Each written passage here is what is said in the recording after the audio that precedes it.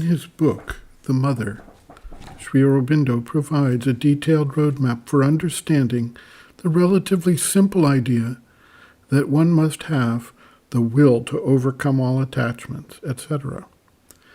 In order to do this, we need to be able to appreciate what is meant by attachments. Most people would associate this with external things or with external relationships, and they, of course, need to be looked at.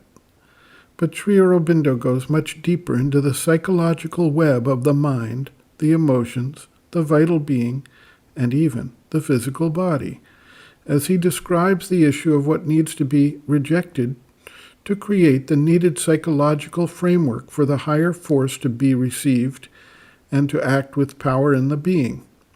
Quote, rejection of the movements of the lower nature, rejection of the mind's ideas, opinions, preferences, habits, constructions, so that the true knowledge may find free room in a silent mind.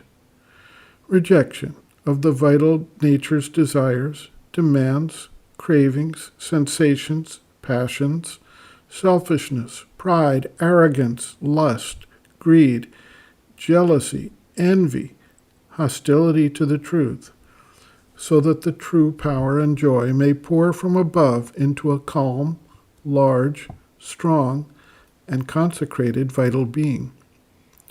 Rejection of the physical nature's stupidity, doubt, disbelief, obscurity, obstinacy, pettiness, laziness, unwillingness to change, tamas, so that the true stability of light, power, ananda, may establish itself in a body growing always more divine.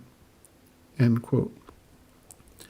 Eventually, through tuning of the being through aspiration, the removal of the static from the connection that is thus formed through rejection of those things which distract and create static, and the subsequent acceptance of the higher power as it begins to act, there comes a time when the experience of that higher force working within the being and carrying out the practice takes over from the sense of the limited individual struggling to make the needed changes.